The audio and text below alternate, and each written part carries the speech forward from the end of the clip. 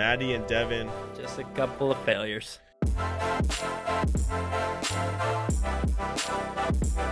Ooh, what is going on, everybody? Welcome back to another episode. Wow, this guy. Of Just Another Failure podcast. With myself, Devin.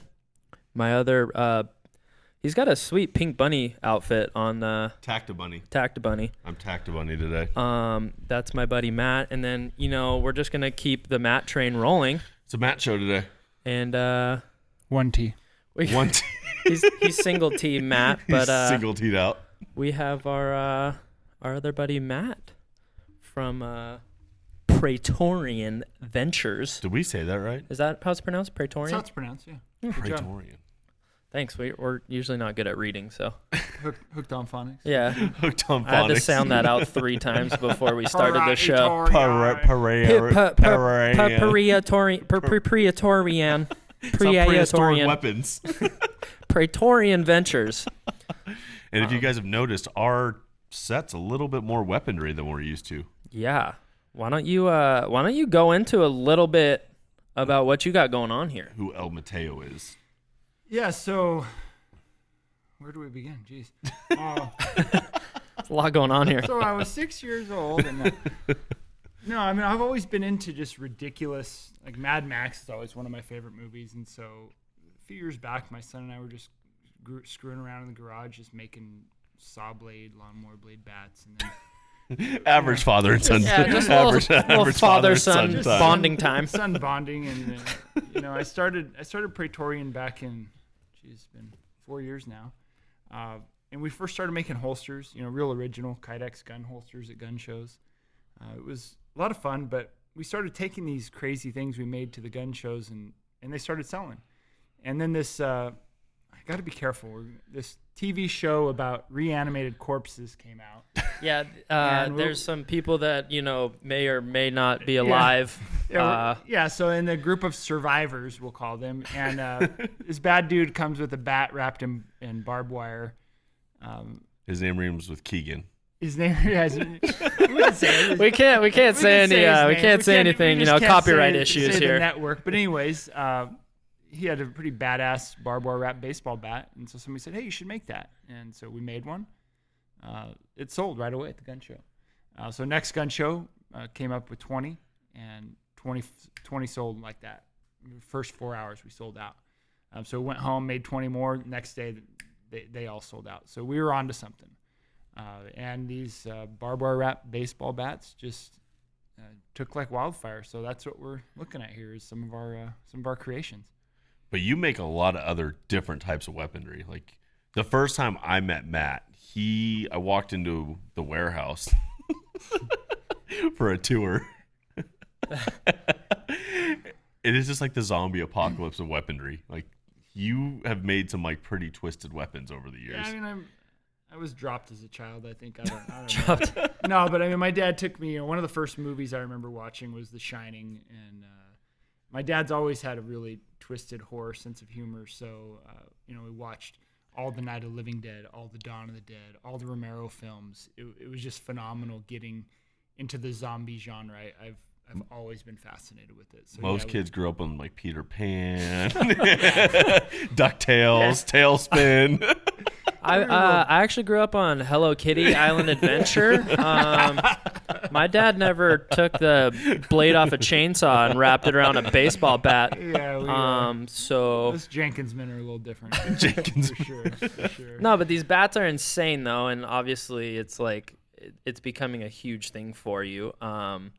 What made you like start getting into making some insane weapons like that? Like what? Yeah, I mean, it started, like I said, just, kind of just goofing off in the garage and just being ridiculous. Honestly, it does go back to my childhood, believe it or not. And this isn't a tell-all story, but I had an uncle. No, I'm just kidding. That's Uncle Frank. Everybody had that uncle. But no, my mom was anti-gun, believe it or not. Really?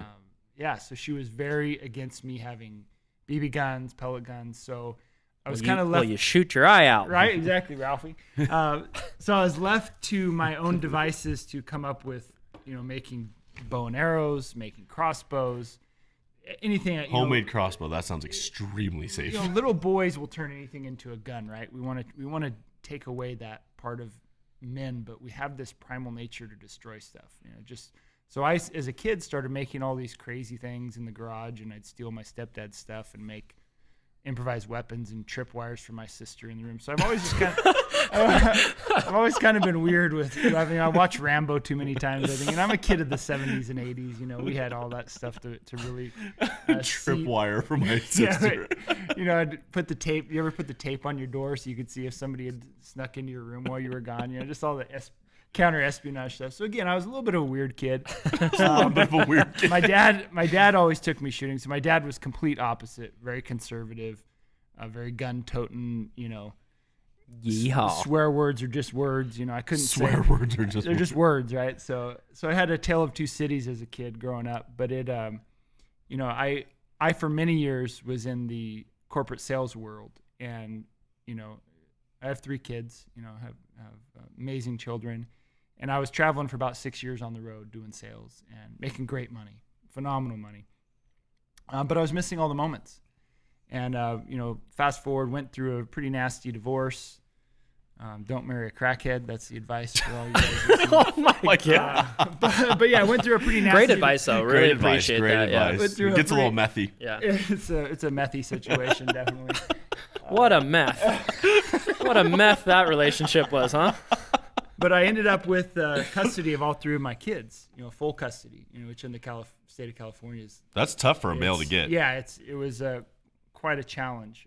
But traveling 100 nights a year and being on the road, covering all of North America didn't work, having sole custody of your kids. So got off the road, started Praetorian, started a consulting firm doing security consulting, helping people with, physical security and electronic security. And then it just kind of bloomed into. Yeah, you were doing like private protection there for a little bit, right? Not so much protection, but more working for companies, consulting to what they should do to fortify their business, their home. Partnered with a company called Global Guardian where they sell. Yeah, are you still part of that? Yeah, because Global Guardian will give you like protection anywhere in the world, but we can get out in a minute. Yeah, so we teamed up with them and did that, and that was fun. But really, it came down to being home, being with my children, and not missing those moments. So yeah, I left the corporate big shot job to start this company. And one of the things that I have to say about Praetorian that really sparked where we went is a lot of the social media moguls, I guess you could say, influencers. I hate that term, influencers. But it really, I know there's like certain words that came out recently. But we partnered up with the man spot, Vaughn, if you guys know him as Vaughn, and he just was a big advocate for us early on. Did hilarious videos with our bats, and it just went like wildfire. It was like that FedEx commercial where just the sales started coming in, and we were, doing hundreds of bats a month. 20 grand a month. Just crazy success. You were on the Jason Ellis show. Yep, we did his podcast. Yeah. Yep. Big name drop guy. But you guys got to go have fun with Jason Ellis and smash a bunch of stuff. That probably helped a ton too. Yeah, that was. Yeah. I mean, we just had one person video after the other. They just kept coming, and people would be like, "Hey, I like your bats," and then we'd get orders, and it'd be some big name. And they just bought it. They didn't ask for a freebie. It's like, that name seems familiar. And have you had people like ask you to like use the bats on stuff? Because I know you did that on Jason Ellis, but like, have other people been like? Yeah, we've done a ton of proof of concepts. We've shot them. We've had some YouTubers shoot them with a 50 cal.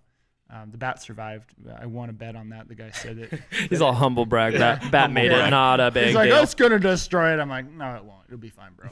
It'll be fine, bro. But, I don't know. It is a flex to brag about it. But somebody asked me recently how many bats we've made, and I've lost. You used to serial number them, didn't you?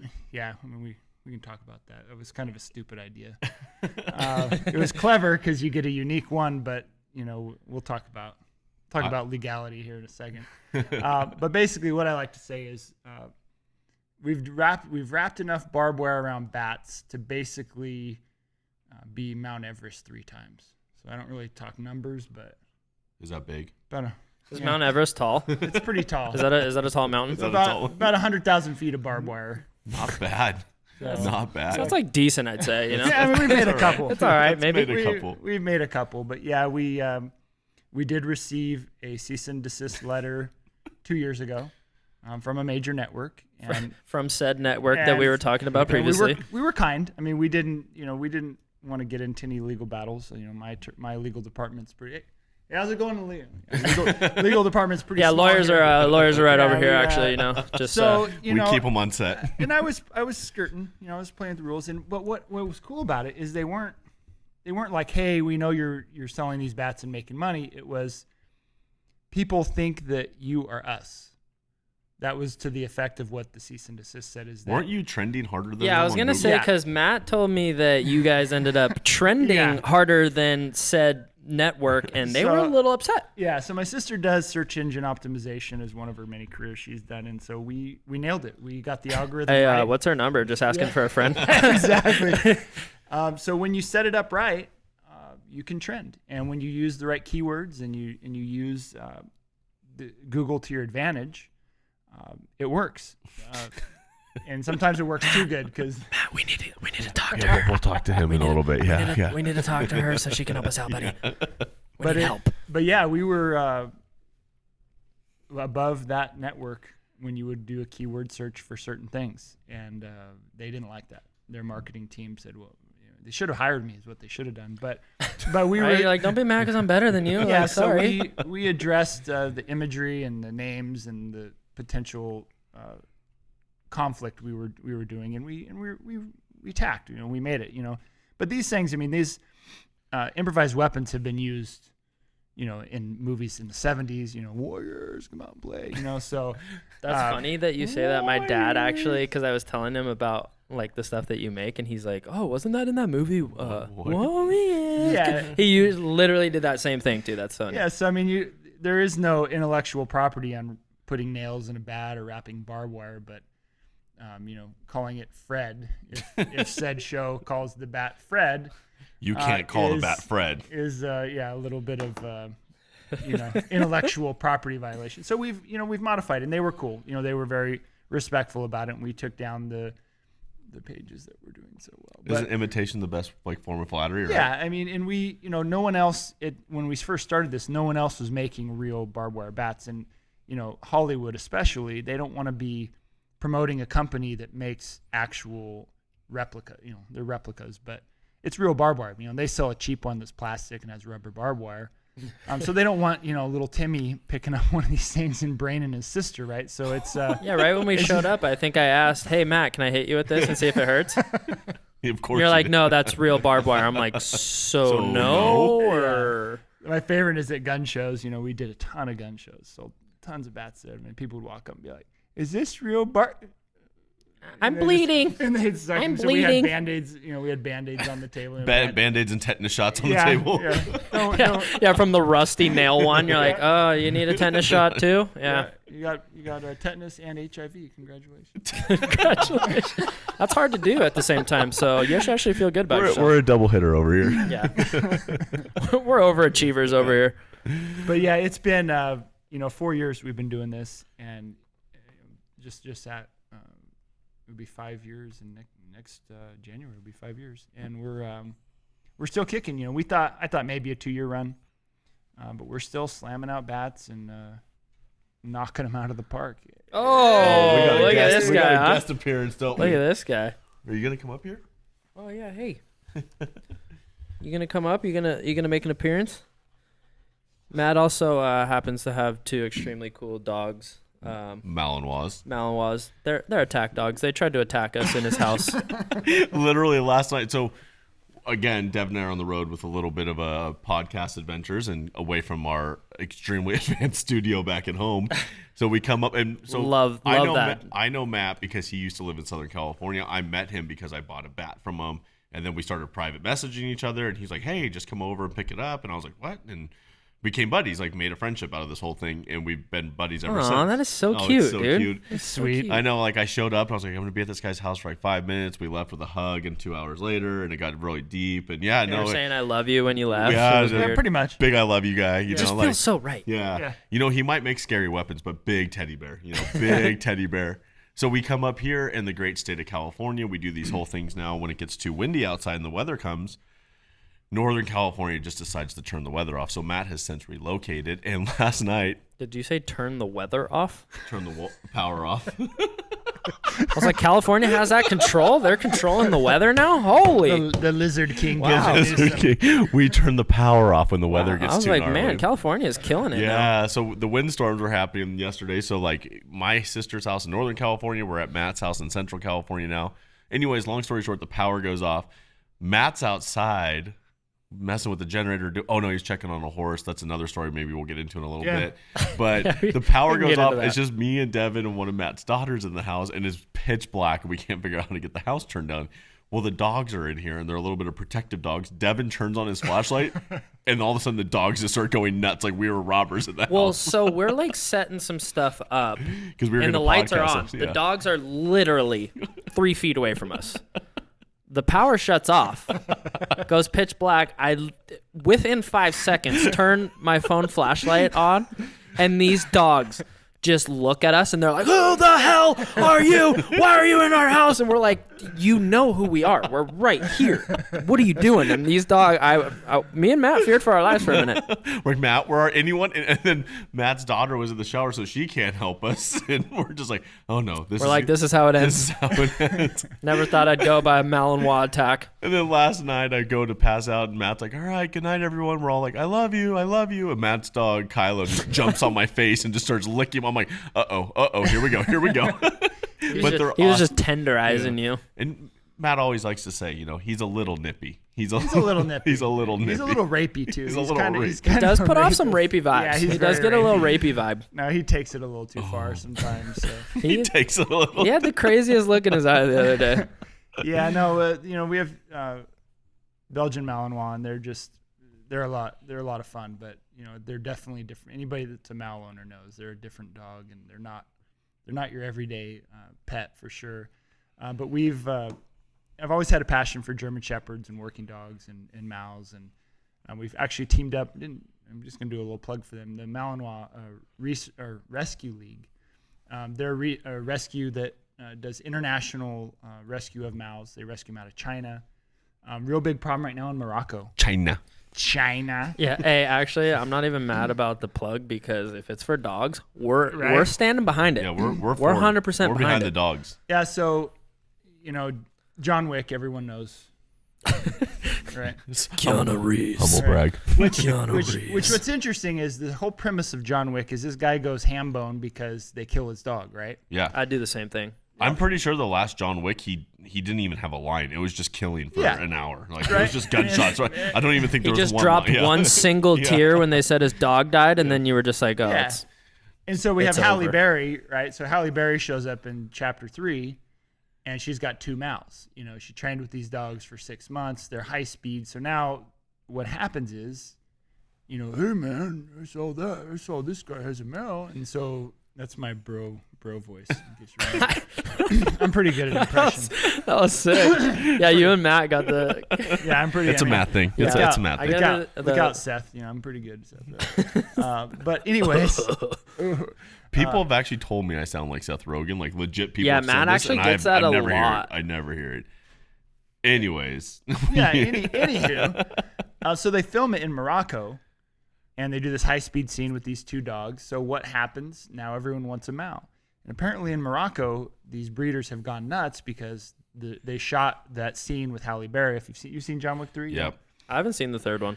It's basically just a video game of violence. It's pretty badass. Yeah, it's just. I mean, it's a I phenomenal. heard there's a lot of shooting in it. Oh my god, it's insane. But so we take these highly trained. I mean, these dogs are high speed. They're badass. And Halle Berry spent 6 months with them training them, so they're just mowing on dudes. I mean, it's crazy. No pun intended. Yeah, mowing. Yeah. But what's happened now is the Mal breed is the hot breed. It's the Lassie effect, right? People. Kylo just popped his head up. He's like, "What's up, dude?" So these dirt bags. We'll think of other words, but we'll keep this kind of friendly.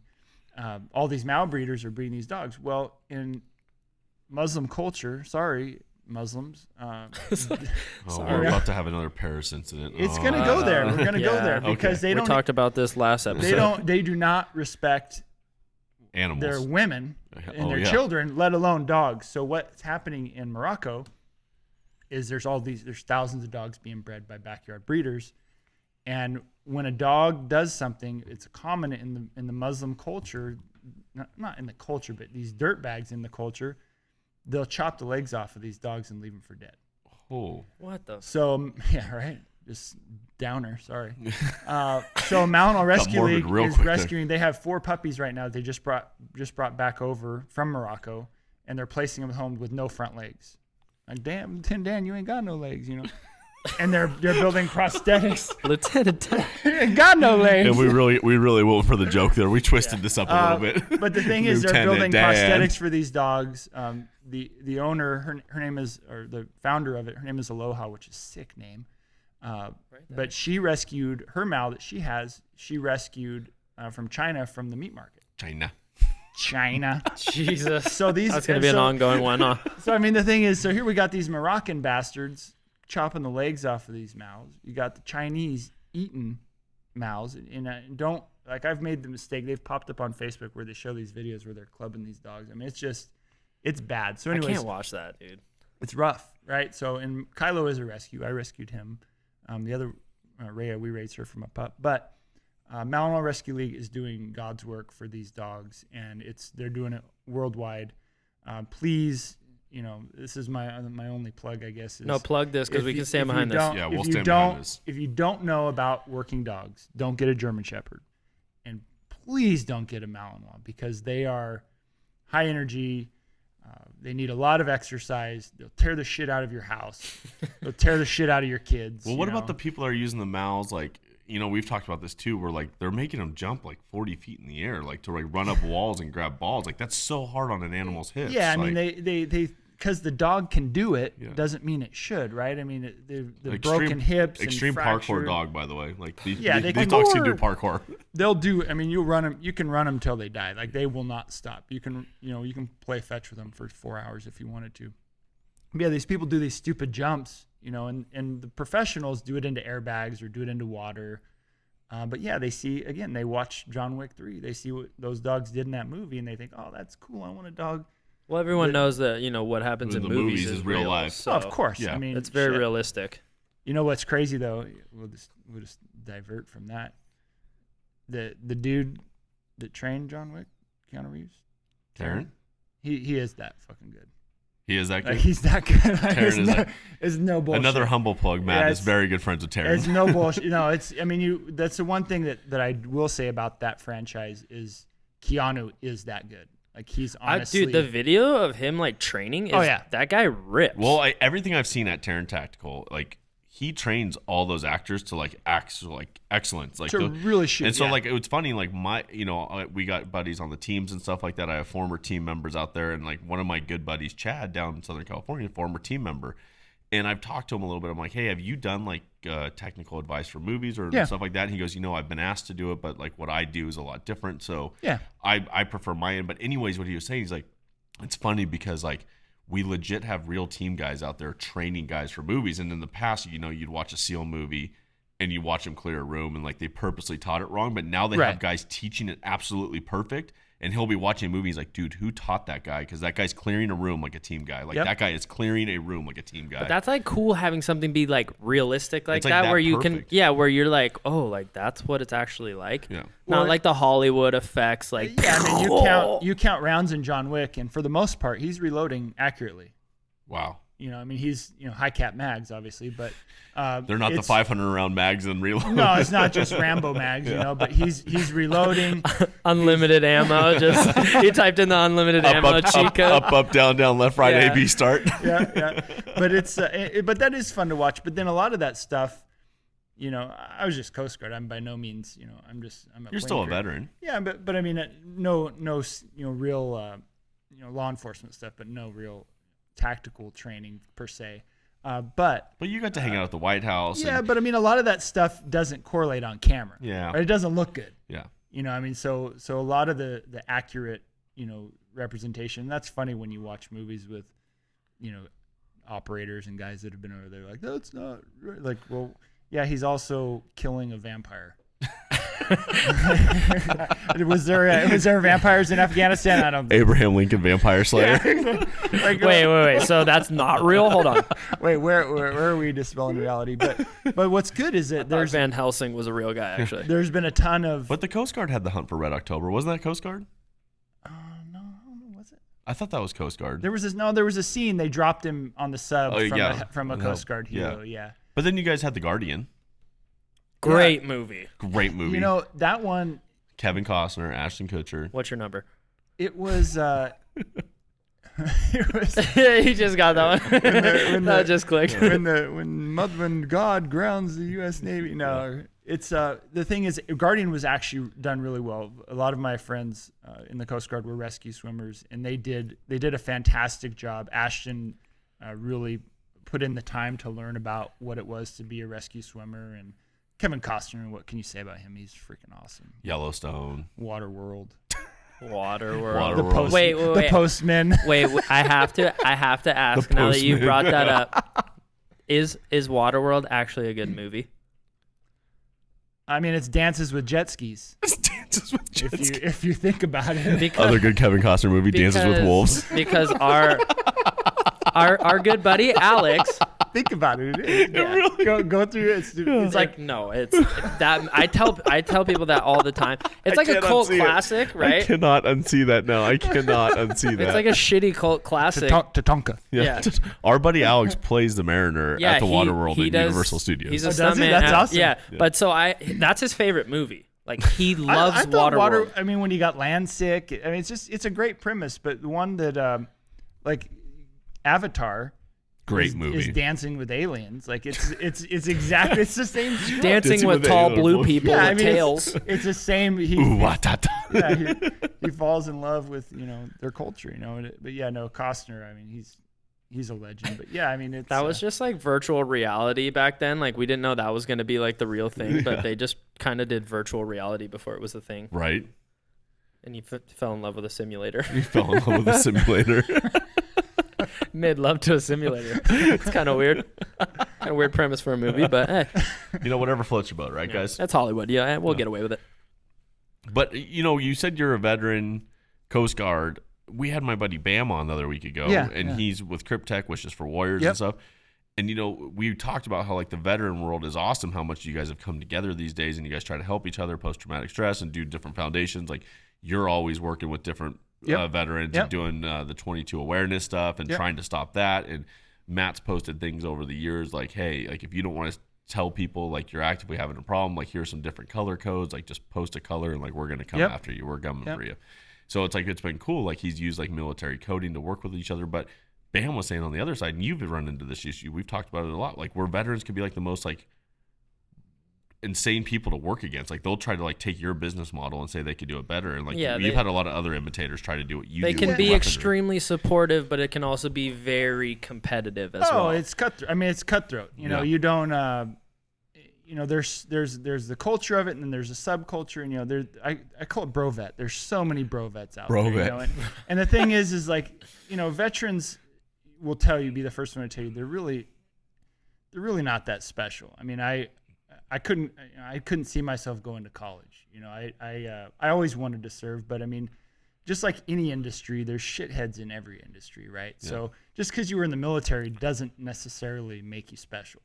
Obviously, thank you for serving your country, but there were turds. I mean, there were people that got kicked out. There was all kinds of stuff. But, going back to lifting each other up in the vet culture is, I've seen, hit me with all the jokes you want. I was in the Coast Guard, right? So, Space Force is more of a branch. I get all of them. Oh, that's why you were so tall. So if you fell off the boat, you could walk back to shore. I get them all, but it's, the thing I always say is a lot of Navy kids with Coast Guard dads, but a lot of Navy kids with Coast Guard dad. I see what he did there. I see what he did there. Not bad. But the thing is that the commonality, whether you're, whatever branch, whatever you combat served, it doesn't really matter, because what it comes down to is the military does a phenomenal job of unifying strangers for a common bond, whatever that job is. In the Coast Guard, it's rescuing people. No race, religion, or anything comes into play. It is the it's brilliant what they're able to get these usually 18-year-old, young kids, get them together and get them to go kill people, get them to go save people, whatever the mission is. It's phenomenal what they're able to accomplish.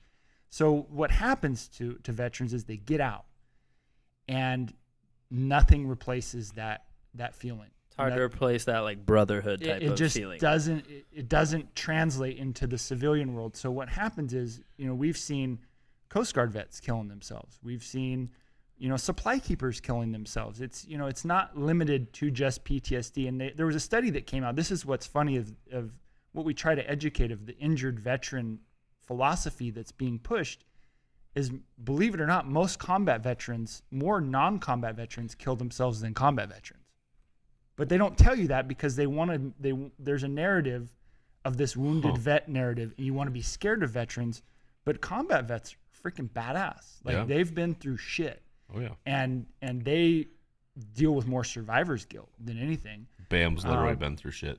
Yeah, literally poop. Yeah, that was great. That was a great story. How he was burning. But anyways, keep burning going. their poop. But yeah, so the challenge is the 22 push-up movement is a joke, right? I'm going to do 22. It's like the ALS ice bucket challenge. Did that really do anything for ALS? Probably not. It was fun viral video. There's some troll in Facebook that creates these hashtags, or people that want to sell T-shirts. And trust me, it is important to spread the awareness of veterans killing themselves. But doing 22 push-ups for likes on your Instagram doesn't do shit to keep your buddy from swallowing a bullet. So what we find is that guys get to a point where they're redlined and they feel there's no help. The VA doesn't do shit for them. They just pump them full of medications. Which is worse. Alcoholism, drug addiction, depression, all these things go along with PTSD and survivor's guilt. And so what happens is they feel that there's no other hope, and they don't want to say anything. And here's why. I say something, hey, I'm feeling like I want to hurt myself. Well, you got guns in your house. We should probably come and take your guns. So, we're a little paranoid, Second Amendment guys and ex-military guys. So you don't want to say something to show that you're weak and then end up having all your guns taken away or showing that you're weak. So, we've teamed up with the Battle Buddy Foundation. They're a service dog organization, 100% placement of service dogs with combat vets. Kenny is the owner. Atlas is their spokes dog. Phenomenal people, but we've partnered up with them, and what we've started doing, thanks a lot, COVID, but we're hosting. Nice plug. Yeah, nice plug. COVID makes a nice appearance in like all our episodes, I think, now, actually. But we're in process partnering with them to take veterans and their families, whether it's their spouses and their kids, and bringing them here out to the ranch. We're just south of Yosemite. We've got 80 acres here, and we raise and breed Frisian horses, and bring them out to the ranch. Frisian, not freezing. Frisian horse. It was freezing last night. It was freezing last night. My dumbass showed up in shorts, and we're riding around in the fucking mule thing or whatever, and freezing my balls off. So Frisian horses. They come out to the ranch with the Frisian horses. I don't know what that ranch life's all about, apparently. He's getting it, though. He's got the cowboy hat. Yeah, He's got the That's shirt why I today. have this sick-ass get-up on, because I wanted to look the part, Yeah. How do I look? Everyone pay attention, because every episode, Devin's going to start changing just a little bit. Just a little bit. On a scale of 1 to, like, holy shit, you definitely work on a ranch, where am I at right now? I mean, it's a combination of, I'd say, Luke Combs and Brokeback Mountain. That's exactly what I was going for. Is that what you feel like? Is that what you feel like? So, hey, joke's on you. I can't quit you. So you bring him out here to the ranch. Sorry, we just got a little sidetracked there, and that's what happens with us. Like, you just We get us out of the rails, dude, on everything. Oh, yeah. Like, that's just how it goes. Look, I don't have ADHD. Oh, look, a squirrel. What's that over there? Look what I can do. So the program that we're developing, people call it, I'll do a trumpet. It's called equine therapy. That was a terrible trumpet. It's called therapy. No, he explains things, but no. So we bring them out and let them experience the ranch. I can tell you that I'm a somewhat healthy veteran, but I've had stuff in my life that makes me stressed out or whatever. But these horses, there's a vibe about them that takes away your stress, your anxiety. So we bring them out to the ranch and just let them be with the horses. There's really no magic to it. The horses know. We have a horse that's a little bit elusive and kind of scared of people. And when one of the veterans came out, Call him Lucky.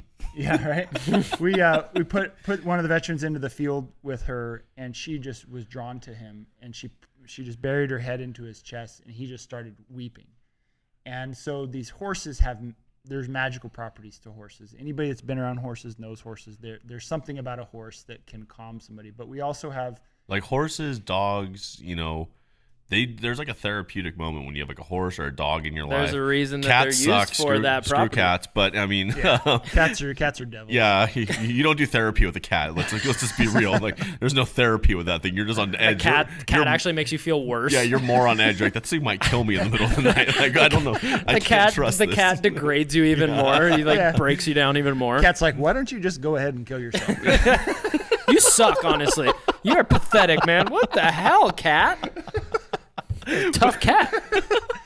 But dude, like cats, or dogs and horses, like there's something about them. And then you got the mini horses, which is even cooler. It's like, Those were the coolest thing I've Yeah, seen on this everyone loves property. the minis. I know you guys got some really nice horses that are worth a lot of money. but you were a But big those fan of the mini Jackass. horses, bro. And you got a donkey from Hawaii. Donkey.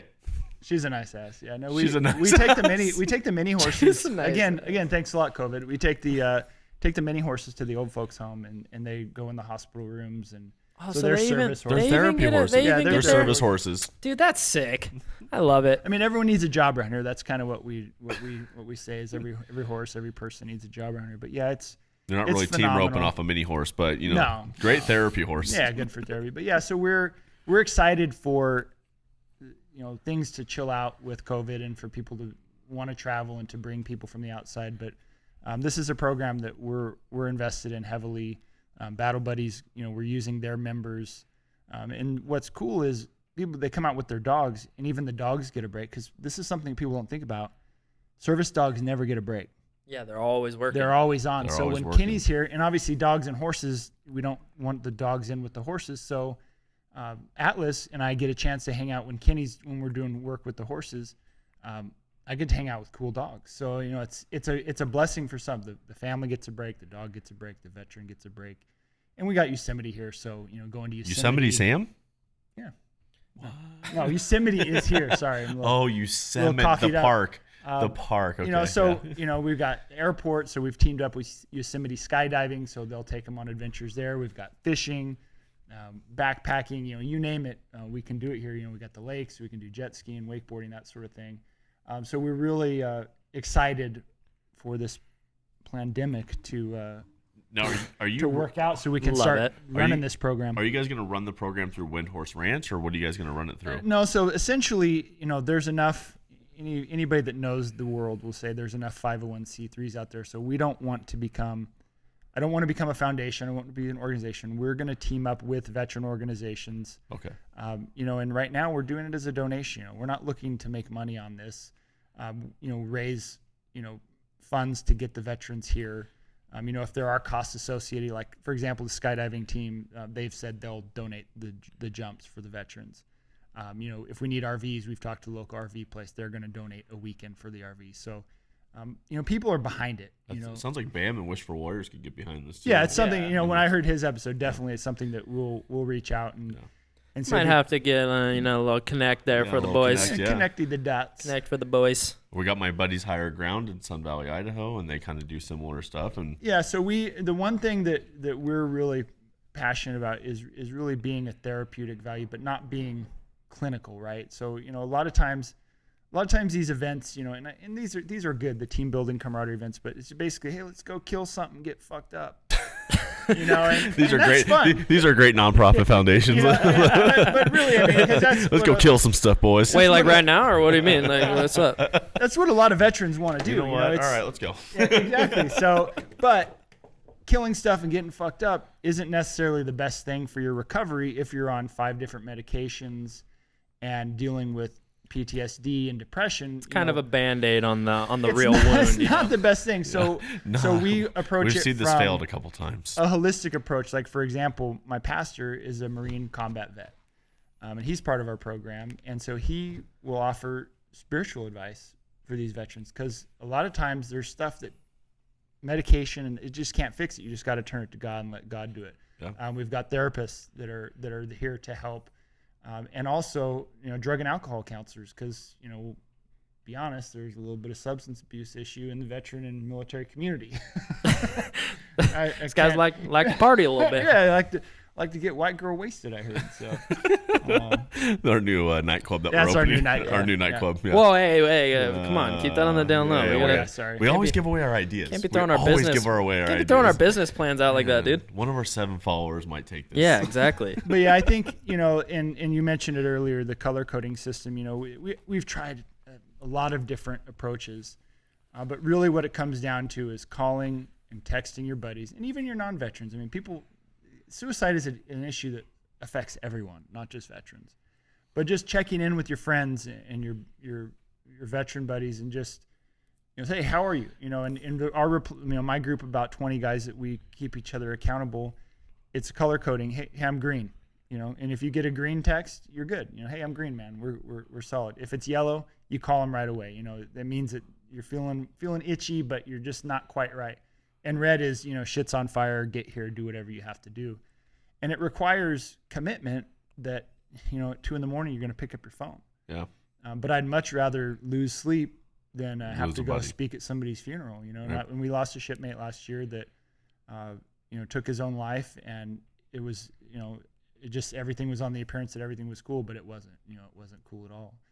So we really want to help, but in a real way, not just, Yeah. Like check me do 22 push-ups, buy a t-shirt, spreading awareness. Bro, I did awareness 22 is out there. push-ups for you. Are you Yeah. good now? Yeah. You feel better? Because I definitely busted 22 push-ups out just for you.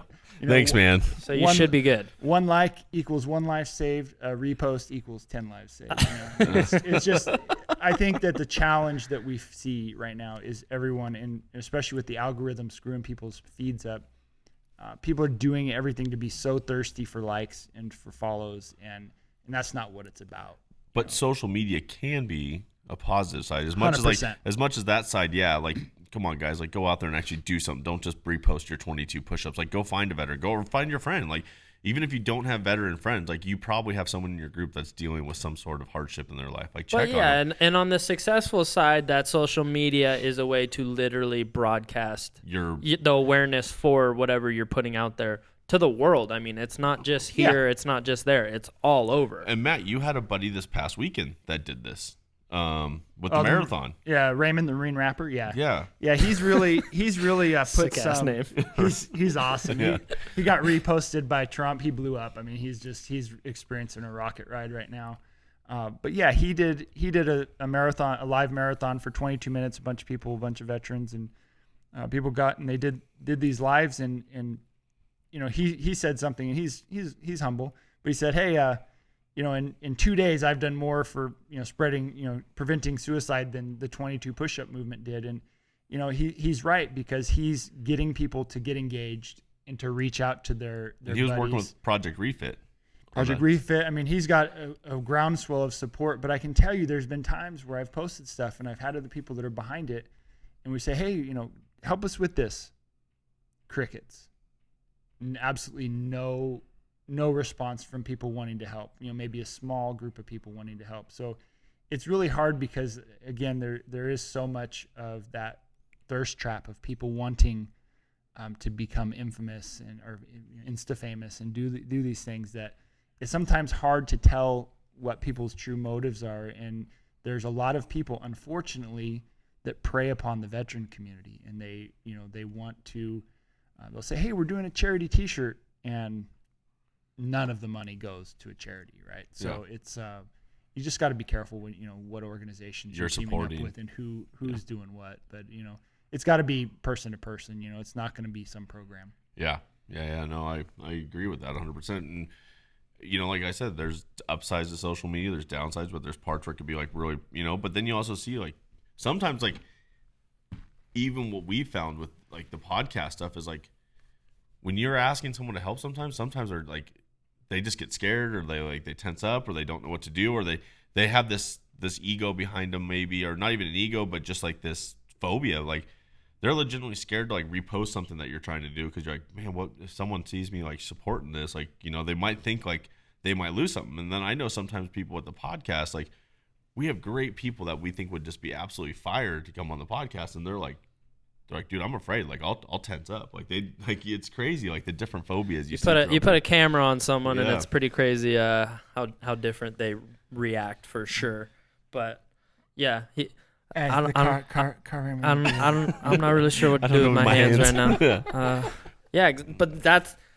I mean, you laugh, but it's a reality. Like that actually happens with people, and it's so weird because it's like, dude, we were just talking before we started the podcast, and it was fine. Yeah. We're like, just do that, and then they get on and the lights are on and the camera's on, and they're like, right, and but like you're like, hey, we're still the same dudes you were just talking to 2 seconds ago, and to the same extent, like. You trying to spread a cause and having you thought you had people right behind you doing it, and all of a sudden you put that in their face, and they're like everyone wants to support you until it comes to an action item. It's hard to make good content, bro. Always go on the other side. He really wants his finger. Shit, Matt.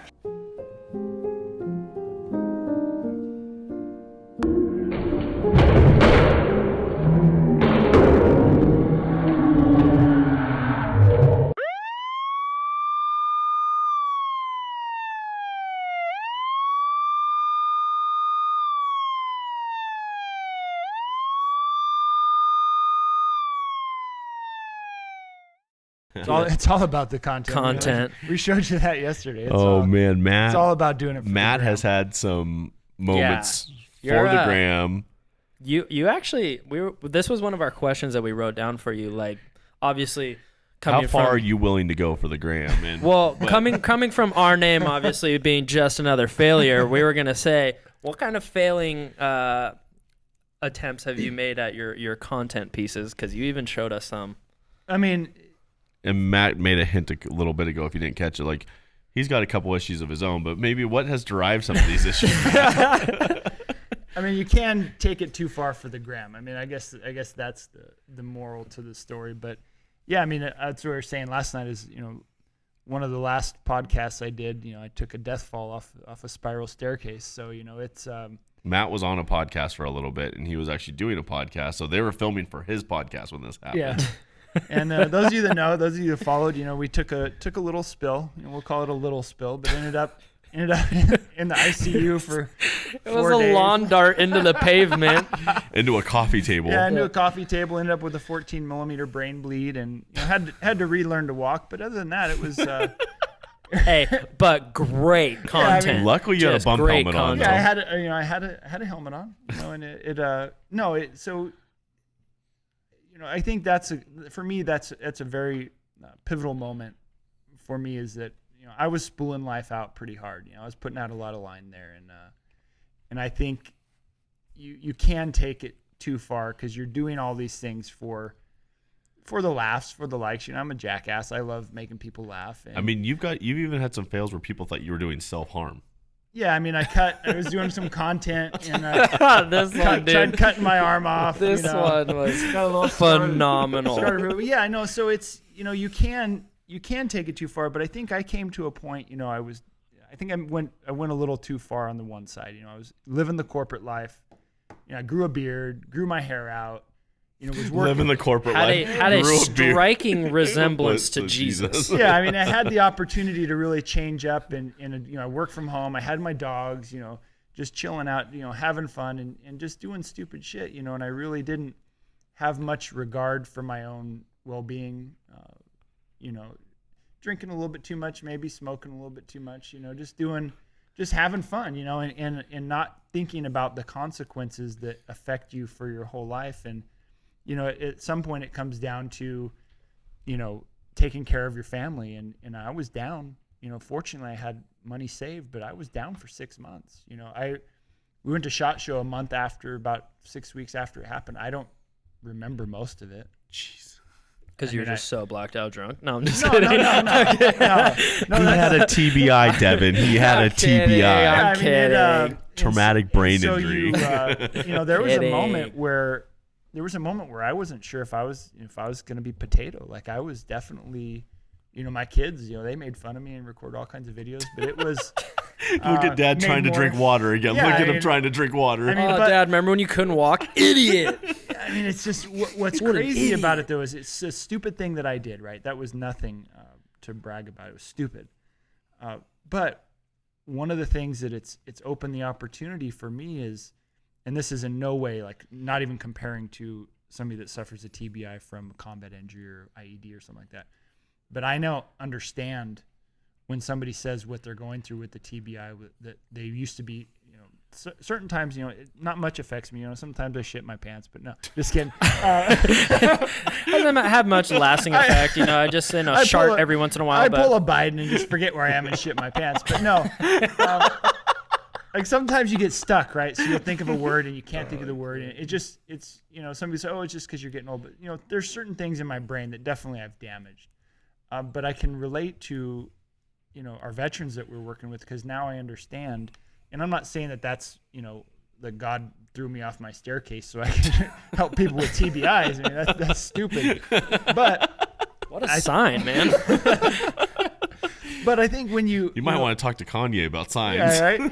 When you have adversity, you have an opportunity. You can cry about it and you can say, "Oh, I'm broken and I'm stupid and I did this," or you can take that and use it to help others. And so for me, it's really been helpful to explain to people what that recovery is like. Because again, I was dizzy for 6 months. I couldn't lay down without being dizzy. Just vertigo. Like it was just complete vertigo. I couldn't. That's so gnarly. Dude. It was ridiculous. And and I was like Dramamine a help during that, or did nothing you have a patch? Dramamine. Yeah, nothing. You were getting land sick, man. Yeah, nothing. Exactly. I felt like Kevin Costner in Waterworld. Channeling your inner Kevin Costner. I had webbed fingers. But no, I mean it's so you look at failures in life. Like back in what year was this? 2005, 2004, 2005. Bush. Okay. I teamed up with a guy, and we were friends, and we're entrepreneurs. So we came up with some ideas, and we had this company where we were taking a helmet cam, and we called it the Fly Eye. We were putting it on race cars and doing that stuff. Now, mind you, this is 2 years before GoPro came out.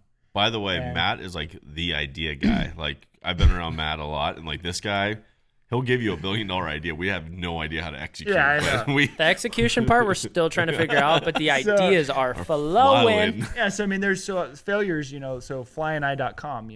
That was a product we developed. You didn't have any R&D, didn't have any money, but we sold 5 of them.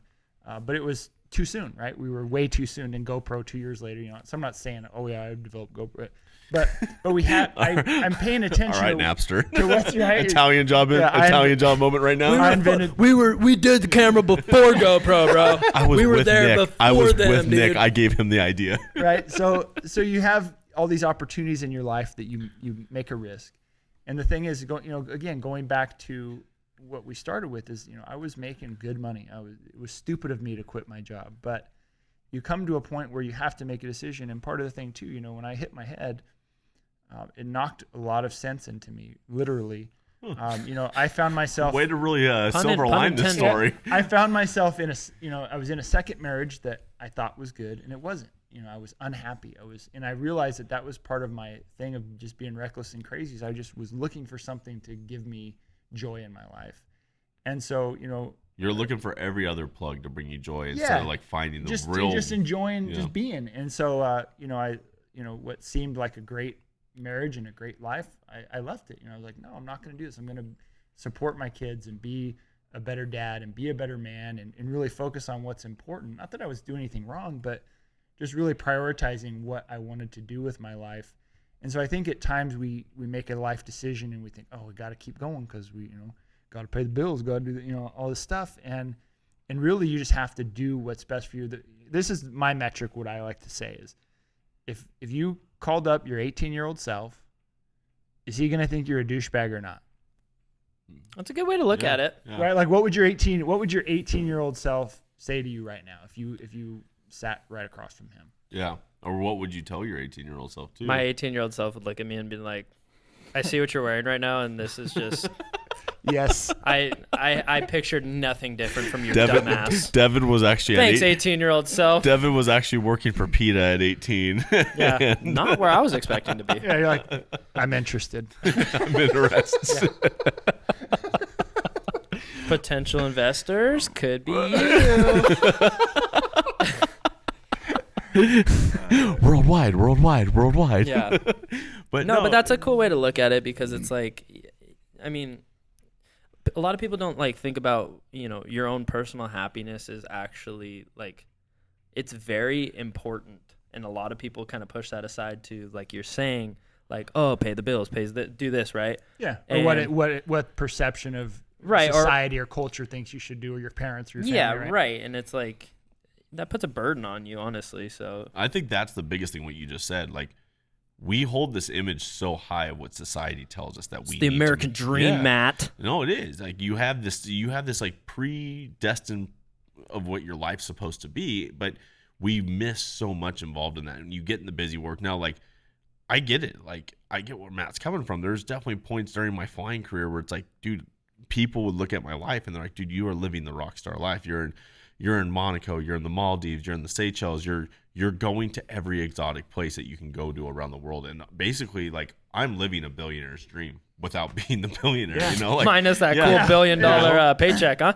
But that guy's paying for my life because I'm taking him all over the world. So in a sense, like, I'm doing everything that a billionaire does, but just being his chauffeur and taking him there. But I still get to experience the life. Yeah. Now, it's fun, don't get me wrong, but there was literally points up and even before COVID hit, like, you get to a point on the road and you're like, is this worth it? Like, is everything I'm doing right now worth it? And everyone would always like tell me, like, dude, I would wish I had your life every day. It's like, hey, I was doing construction. I'll fucking trade you. yeah, no, but like, yeah, I'll go hang out in the Maldives. Like, and, exactly. Like, kick people want to say that right now. They want to look at my life and be like, dude, I'd rather have your life than mine all day. It's like, you don't realize, like, the birthdays I miss, the funerals I miss, the weddings I miss, the moments with my family that I don't have.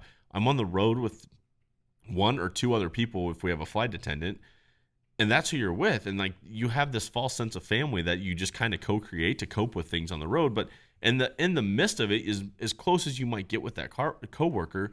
That's not a family member, like, you might get there, but there's still things you're just not going to talk to them about because, again, you have that risk of a job security situation. Like, dude, I'm feeling really down on the road right now and I'm hurting, but if I expose too much, I'm going to show weakness and I might lose my job because of, like, how I'm actually feeling on the road. I'm stressed because there's XYZ going on back at home and I have zero control over it. But there's this added stress that everyone just thinks that you just have to deal with, and there's no answer. It's just like, hey, dude, it's the old West way. Like, dust it off, dude. Like, spit on it. Like, rub some dirt in it. Rub some dirt on it. Like, you got to get up and keep going. Like, you got to. But I mean, I've had that failure this year where, like, it's overwhelming failure. Like, most days of my life this year, like, it's just weighing over me because, one, COVID hit. Yeah. Two, like, flying just became non-existing anymore. Everything that I've known for the past, like, 16 years of my life is now gone. Like, that's out the window right now.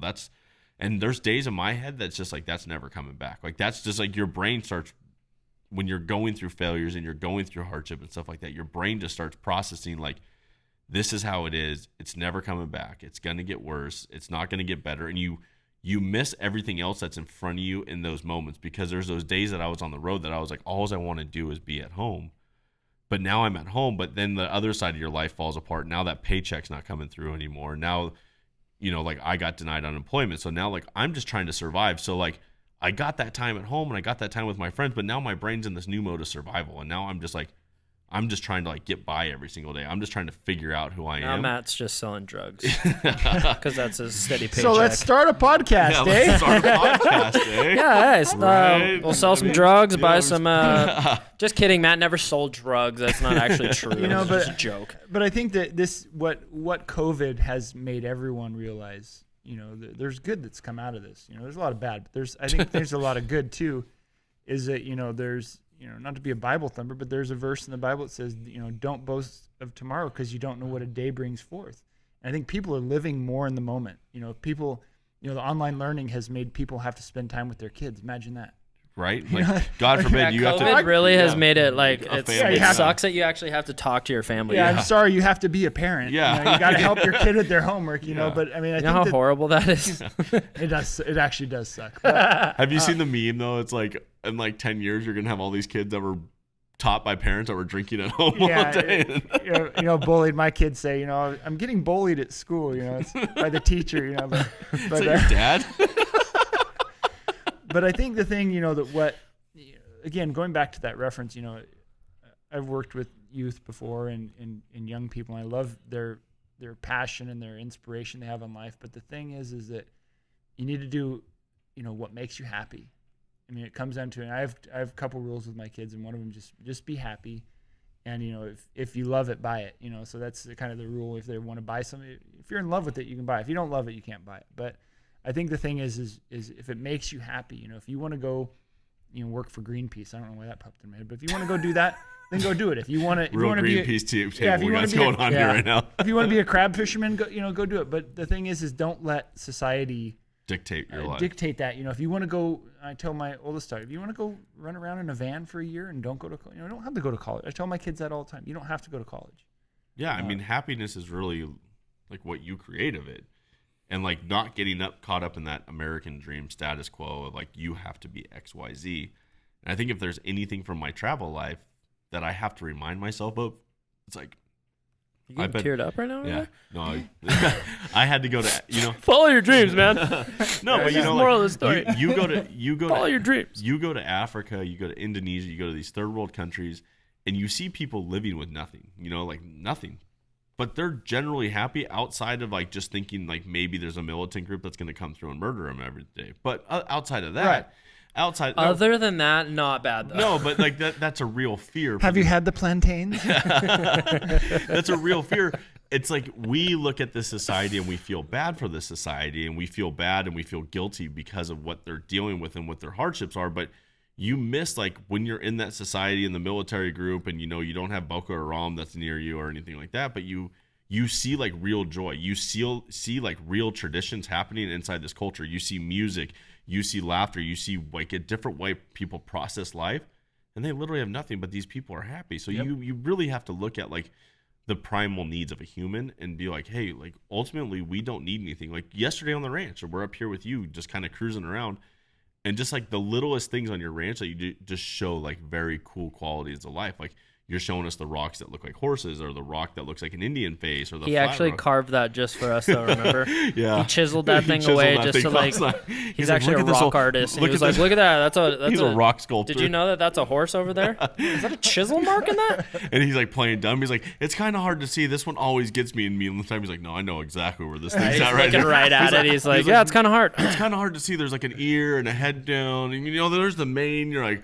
okay, guy. You know? You're like, and here we have the backside of water, like the Jungle Cruise tour.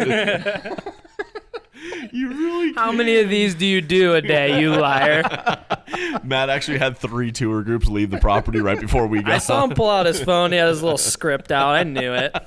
This isn't your first rodeo, pun intended. Why is he wearing the Garth Brooks headpiece, little microphone? Yeah, he's got the little microphone. All right, everybody, welcome aboard. Matt, it's just me. I'm your buddy. Yeah. And how's it going? Welcome to Praetorian Ranch. Yeah. Wait, what? You rebranded the ranch? If you liked it, it was Mateo. If you don't like it, my name's Hank, and it's a small world. Exactly, like stuff like this, just like off the land, you can create just funny and comedy and have like you don't need everything to create this facade of a lifestyle. Like we were making fun of rocks yesterday. Come on, guys. It's not hard though. It's that easy though. Like you know what I mean. Like you just have to.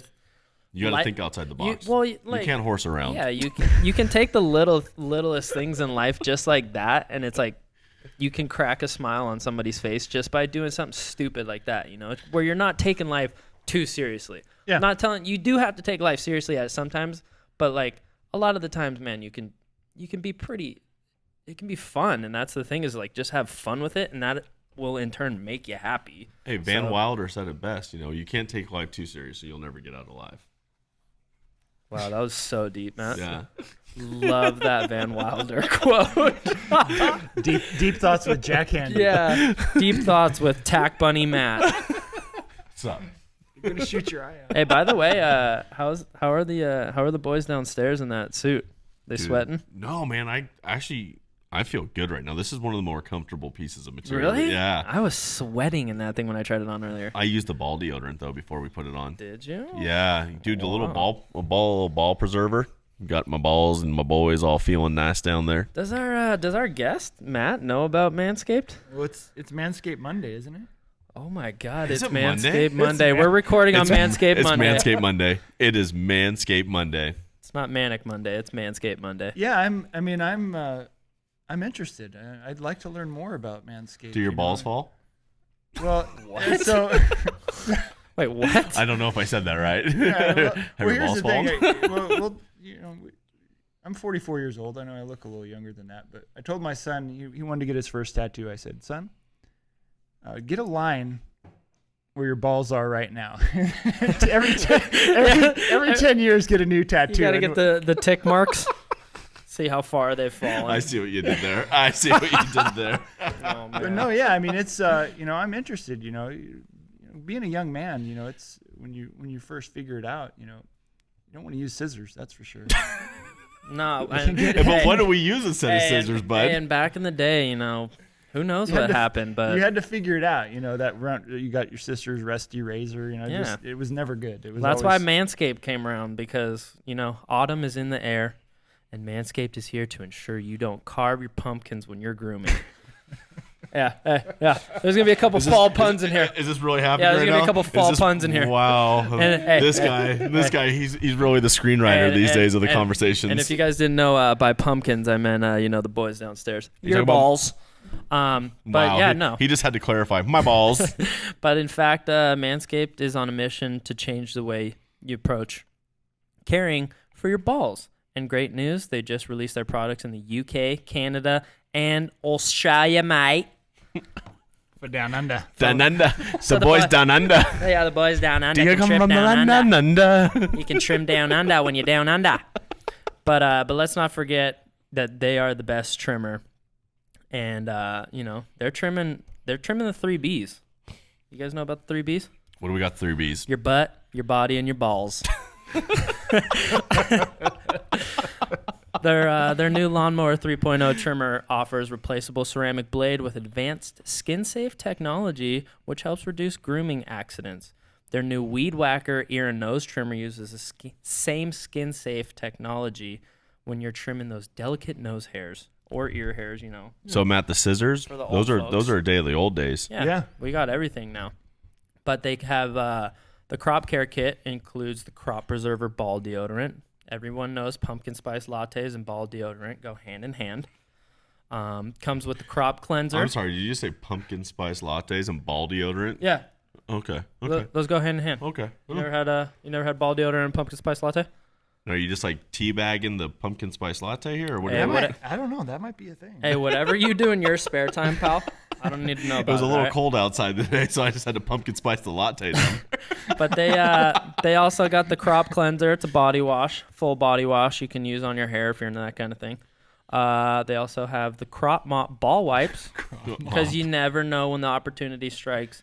So you should always be prepared, and you don't want to be stinking it up when you're sitting around for Thanksgiving, And if you suffer from stank foot, Excuse me? stank foot, Stank foot. we got them stanky foots. It's like the stanky leg, but the stanky foot? Yeah, Okay. they have a wonderful product for you. They got the Foot Duster foot deodorant. It has a cooling tea tray oil that offers a pleasant experience for the stankiest of feet and allows you to take your shoes off in confidence. Manscaped also has the refined cologne. Bam needs those after he got out of the insulated Crocs. Yeah, exactly. The sweaty ass feet, stanking it up. But they also have a refined cologne. It's a cost-effective way to smell clean and fresh on your dates.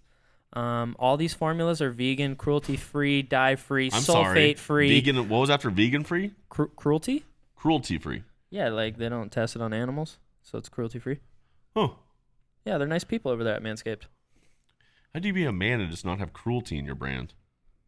Because what kind of man's an asshole and just test shit on animals for Well, no I didn't reason? know. I wasn't going with animals. I mean, but yeah, these are cruelty free bats. Yeah. Yeah, I guess so.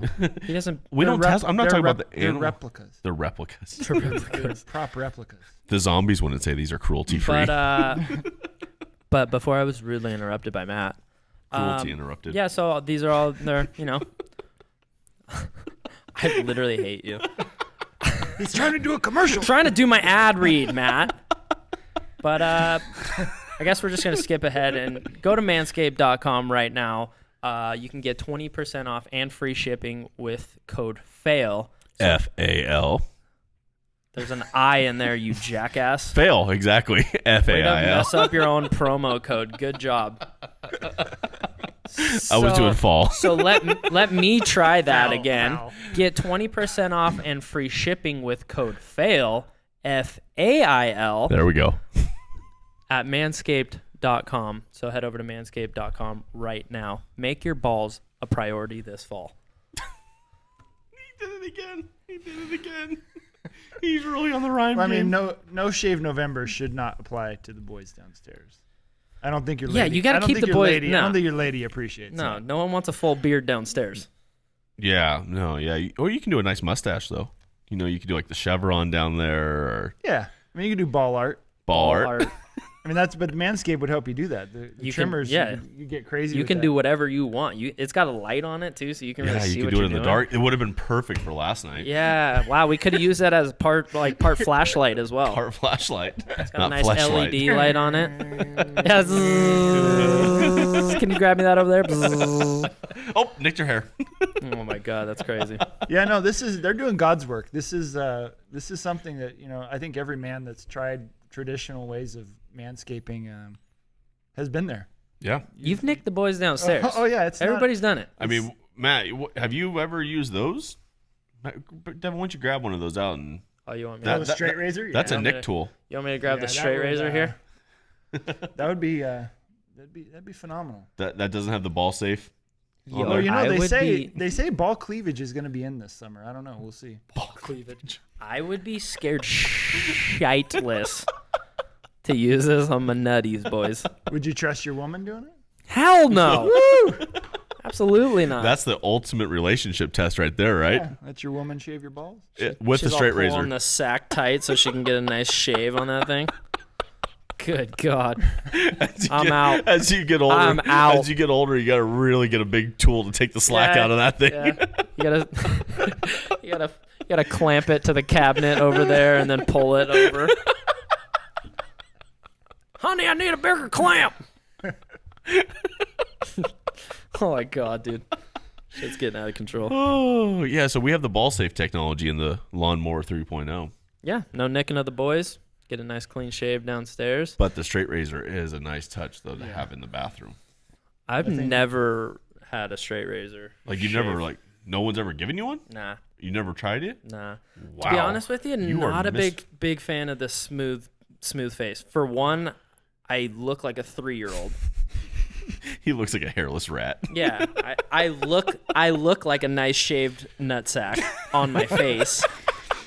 So that for one is why I don't do it. Nothing like a freshly shorn scrotum. So I don't know what the straight razor life's all about. Your barber doesn't do it like to your neck and stuff and around your ears. Oh, okay. I'll say I've had the behind the neck, but I've never had a straight razor shave on the face. I love a straight razor shave on the face, but I prefer too because now that I'm just overweight and I'm fat, I don't look good clean shaven. There's just too many chins there. The beard hides a little bit, Look a lot better Now with a that beard. I'm overweight and fat, I just grow my hair out because fuck it. Keeps me thin. Oh my God. Keeps the jawline look a little thinner. Oh my God. Hey, but I'm on that 100-mile 30-day challenge, and whew, I'm about to be thinner. Yeah, how's that going for you? You're at like 8 miles? No, I have 88 left, Oh. and I'm only a week in, so Oh, you're almost there. yeah. I just got to really. I'm not really good with numbers, but it sounds like you're halfway there. Yeah, 88, 100. Yeah, no, we're good. Yeah, so, dude, by the way, what a gnarly challenge. Like, I've never been a runner, and so, like, We can tell. Total runner's body. It's like Weird. Usain like you see like Usain Bolt and then you. It's like it's dead a ringer. spitting image of each Image. other. It's crazy. Dude, I legit hate running. Like PE growing up, I hated running. Hated it. Like I think my fastest mile I've ever done was like a 7-minute mile. I've never been able to go faster. That's not bad though. Like But I remember kids in high school used to run like a 5:45 mile. I'm like, who are you? Like what? Like you're the same size as me. How do you go that fast? Like I just big boned. Like I'm just massive. But, yeah, I love that excuse. but dude, so I'm big bone.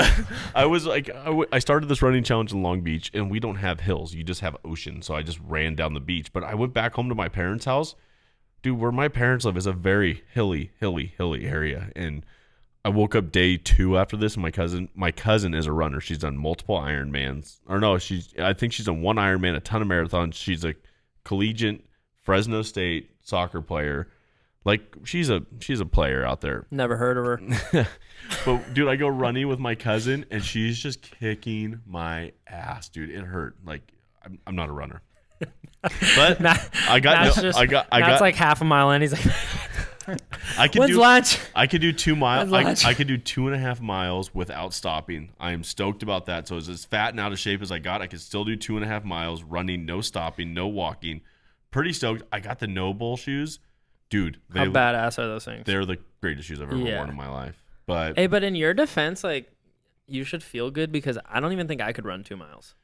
It's not bad. But dude, I mean, I have a blown out knee, but I used to get bad knee pain because I've had my share of injuries too, and my knees used to kill me. My feet used to kill me. Like the No Bulls, dude. I literally wake up with no pain. It's literally the best. I might shoe. need to get on that game pretty soon. But I sent a sponsor coming. Yeah, are we gonna? I hope so. Yeah, just hey, Noble, if you guys are No Bull and Crocs, watching No Bull and Crocs. But for the athletic side and the relaxing side. Yeah, I used to be a runner, but now I just have to run faster and further than you. That's the only challenge part of running. Just have to be able to run faster than He the just group knows you're with. that if he's gonna survive, he just has to beat you, so he's good. Dude, I mean, we could literally podcast for probably like 3 hours with Matt, like easily 24 hours probably. The stories he has, the people he's interviewed, the fun connections he's had. I mean, last night we were supposed to podcast. Power went out. Power's still out. We're on generators right now. We had to do an emergency vet call last night. I had to have Devin jump in the truck and see what it was like to take a horse to the vet in the middle of the night. Yeah, so I kind of got thrown into this whole ranch lifestyle because, being the sheltered boy from Southern California that these guys think I am. Because believe it or not, we don't have horses by the fucking ocean. Dog? So, yeah. So I've been running around this ranch, like trying to figure out what all these big dogs are running around this place. Yeah, we're gonna have some outtakes. We might throw a couple. couple things up for you guys just to see what was going on. But these guys are like, yeah, we gotta load up a horse and take it to the vet, and I'm like, what does that mean? So they're like, go get the horse trailer. I'm like, what the fuck? What is going on here? Like, He brought the boat over. Yeah. Like it was kind of embarrassing. I was like, you guys don't just strap them down in the back of the truck? just throw them in the cab, put them in the back they seat. load this horse up, and like we drove like an hour and a half to a vet in the middle of nowhere that is open 24 hours apparently. Is that a thing? I didn't know. Devin found horse vets are just Devin found a horse hoof that he started wearing. Yeah, and then the worst part is this horse was having, breathing problems. We took it for a nice car ride, and once we got to the vet, I think the horse is a liar. Horse is a straight liar. Had no breathing problems, was doing just fine. The thing was like, I just want a little staycation at the vet. They treat me nice here. She just wanted a little car ride last night. She just wanted a little car ride. The cool night air helped Hey, her. when you're the number one breeding horse of that breed in North America, you could be a little bougie and ask for dad to take you on a car ride. You can lie about having breathing issues, so yeah, she gets what she wants. It doesn't matter. But yeah, so I got to see how the whole horse lifestyle is. But it's cool. Yeah. I don't mind horses. I mean dogs or whatever they're called here. Matt has a twisted sense of humor, so I want to see if he's either written any or do you have any like good would you rathers? Oh that shit. we want to talk about on a podcast? Yeah, no. I mean, as much as the horror movie growing up Viking man that he is, he's really a big teddy bear and loves to give hugs. You heard him talk about his organization. He cares about people. It's crazy, but Betsy Ross over here. Don't let the tattoos fool you. He's Don't let the actually tattoos really and the soft American inside. flag scare you. He's a big, big Betsy Don't let Ross. this American flag onesie that he's Yeah, don't wearing. let this toxic masculinity get you intimidated. He's really just a big teddy bear. No, He hit likes me, hugs. hit me with some you have. I mean, I've got. They're always my brain just it's always disgusting. Why? What's wrong with No, me? we like those. No, We that's haven't- like what that- we're looking for. We're looking for those. Yeah. We're looking. We want the disgusting, awkward Yeah. ones that just make you feel uncomfortable. like we can go like Deuce Bigelow. We were having the whole Happy Madison film night last Yeah, night no, it and was- talk about Rob Schneider, and it's like, would you rather date a girl that has a dick for a nose? Or date the narcoleptic girl that falls asleep in her soup. Dick nose. So every time she sneezes, That's a tough. Yeah. I mean, narcolepsy could be fun. As long as you had consent, I guess. narcoleptic. Wasn't I having an issue with this term, Devin? Narcoleptic. Yeah, what did you say? You absolutely butchered it. What did you butcher last night, too? Oh, abominable snowman. You were like, abominable snowman. Abnormal snowman. Big words aren't my friends. All right, guys. Talking is not your friend. Speaking language is just not your friend. It's good. It's not like you do a podcast. So you rather go with a narcoleptic girl? than a dick nose? I mean, well, with COVID, she'd be wearing a mask though, so that It'd be hidden, so you'd be good right now. I mean, does it? Unless the thing got hard on accident Does or it something. stay flaccid or does it actually get erect? Because that's where it could get interesting. When it The mask just starts raising off her face.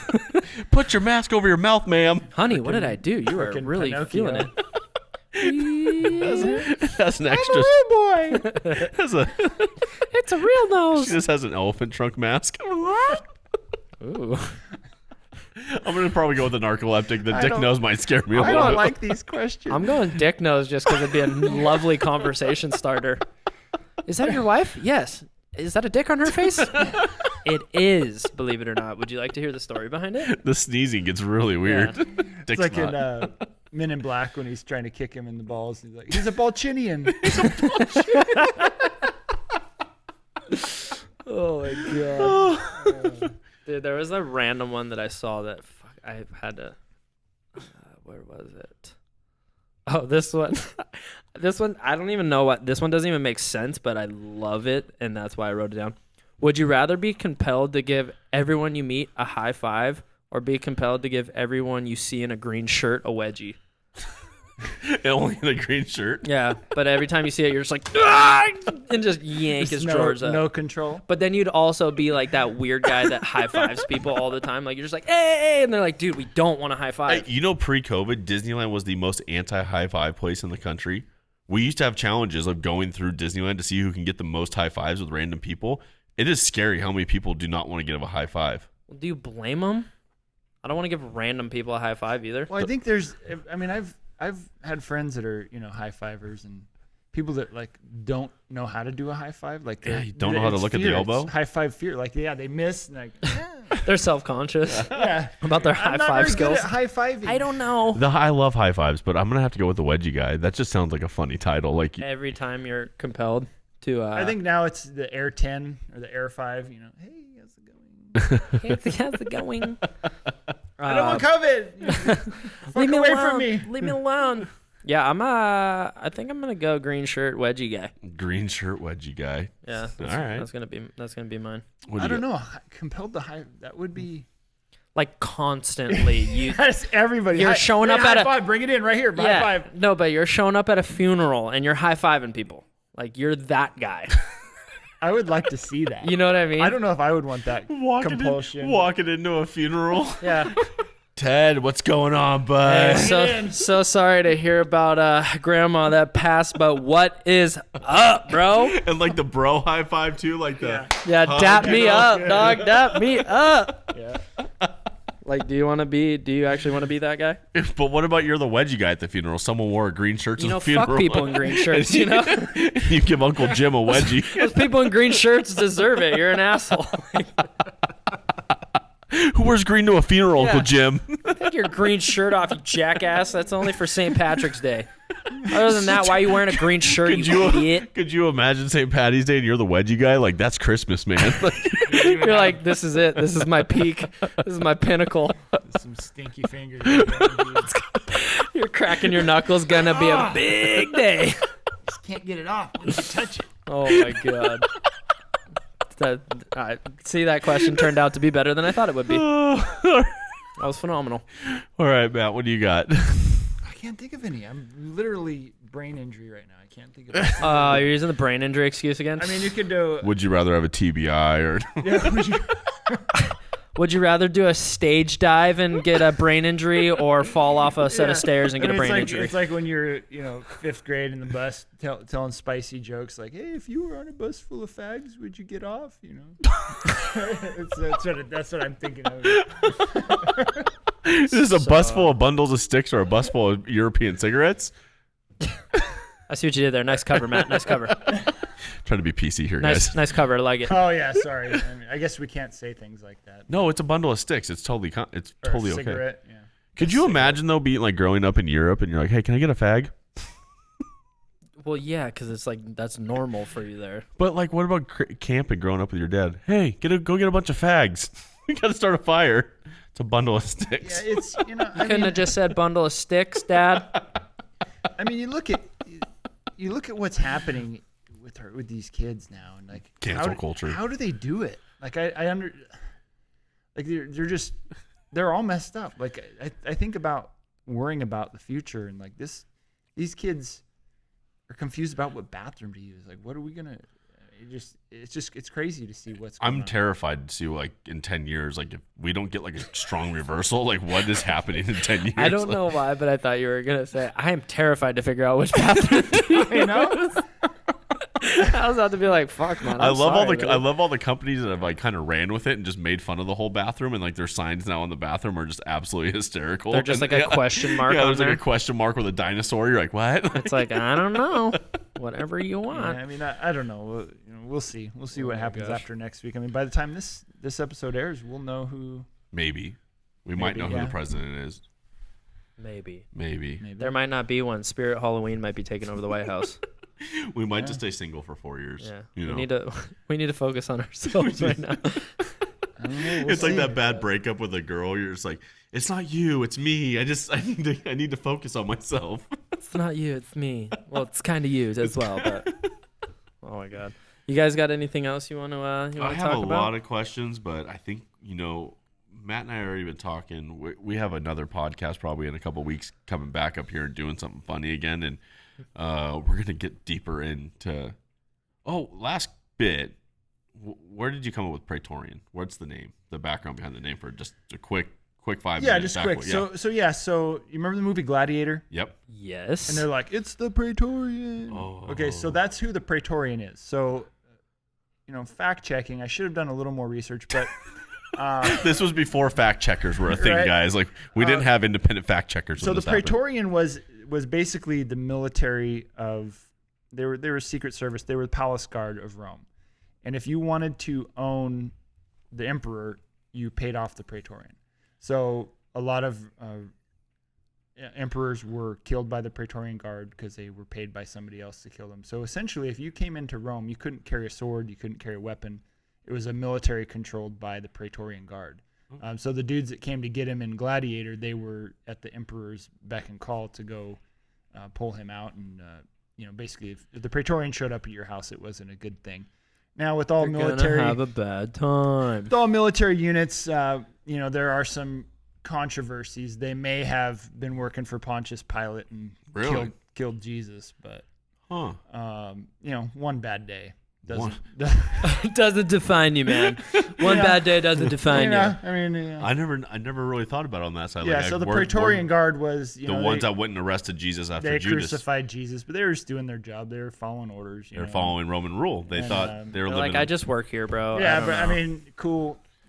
Gotcha, Jesus. But yeah, so that's where it came from is, the Praetorian Guard and to connotate just being badass. And originally it was going to be a private security firm, private investigation company. In modern day or in that day? No, that's what I wanted it to be. Okay. Originally, I wanted to be a private eye, but then realized they don't make any money. So now we're selling barbed wire bats. But yeah, my mom, who was raised devout Catholic, like, Praetorian, they killed Jesus. You want to kill Jesus in your company? Like, Mom, come on, people don't know that. People don't know that. So, People don't know that, Mom, but and my mom is gonna listen. So, Mom, I'm sorry for Calling my company. swearing Talking and all the about- bad things talking I've about said. my I know. balls. We're always apologizing to my mom. Like, Yeah. always apologies. But I don't know Sorry. if she'll find it. She's like, "What's a podcast?" And she's like, "Did you know there's podcasts about finance?" And you're just going through the whole thing. So I It don't. was funny. My mom, Sorry about our Manscaped ball talk, Mom. Yeah. you know, my mom brought me up in the church and brought me up with my faith and everything like that. And it was funny, like the first couple episodes, she's like, Matt, like, I want to support you. You're my son. But the language is just a little bit much for me. It's a little spicy. It's a little spicy. Matt and I actually started a page a while ago called Oh Spicy my Christian God. Memes, but that's another story for another time. Yeah, but but I think there's a balance between, as Christians, I think sometimes we're afraid to be real, and you can be real, it can be off color. I mean, sometimes maybe a little too far, but I think there's a balance to life, and that makes it real too. Like, you can have faith and believe in God, and you don't have to, hallelujah. Come on, let's do a little sing. Which Well, is worship's there's a time and place for everything, right? But that and worship has just come a very long way in like modern culture. Like Phil Wickham, like one of the best probably worship artists out there with Chris Tomlin, like produced an album last year that like you would show it to people that aren't believers and they would be like, dude, this is great music. Like they had no idea that it was like a full worship album, but like great music. Like the church, the Christian church has come a long way of like really going out to what Jesus called us. I mean, you look at the end of Matthew and what the Great Commission is go out and make disciples of all nations. Like we're not supposed to stay in this bubble with people. We're not supposed to just say like, oh, you're not a Christian, you can't be a part of us. It's like, no, that's who we need to go out and hang out with. Like, you've got tattoos. yeah, you got tattoos, you're not a Christian. It's like we need to be in the world and being the light in the world, and we need to be out there.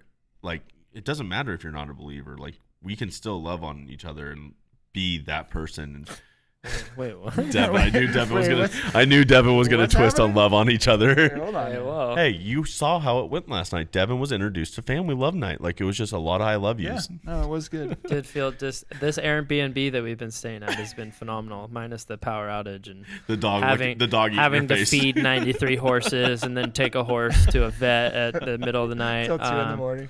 Yeah, but other than that, great Yelp review coming your way. But overall, like, this has been a fun episode. Like, we've talked about a lot of different aspects and like really like just like be a good person. Like, at the end of the day, like, care about each other. It's not the me show. It's not what you can do for me. It's not what have you done for me, so I'm going to help you. It's like, no, like, I don't care if you've never done anything for me. Like, I'm going to still be that person to try and help you. Like, if I have any way that I could help someone, I want to give that advice out there. So Great advice, Matt. Great advice to finish out on. being Love that wrap being up. philosophizer. Love that wrap up. Philosophization. Philosophization. Just keep on philosophizing. Keep on philosophizing, pal. We love it. Oh, But man. yeah, thank you so much, Matt. We appreciate you being on and having us at your wonderful wonderful pad you have here. This has Anytime, been a guys. great bed, No, and it's been a great bed and blast. breakfast. Let's, The breakfast was a little different this morning, but it's fine. It's fine. cookies and tri-tip. Cookies and tri-tip with some coffee is actually very underrated. Yeah, very Yeah, underrated. let's go clean some horse stalls. Wait, what? Oh, remember that thing that we had to Yeah, get remember? I gotta wash the car. My cowboy hat's coming off instantly Yeah, after this. so we literally got to go earn our keep. It's regulators out here. Regulators. Oh my god! But yeah, thank you, appreciate it, Thanks, guys. and Appreciate it. we'll need to get you back on here again soon. Yep, appreciate Awesome. it, man. Thanks. Much love, bud. All right, we'll Till next week, We'll guys. see you guys next week. Have a good one. Later. See ya.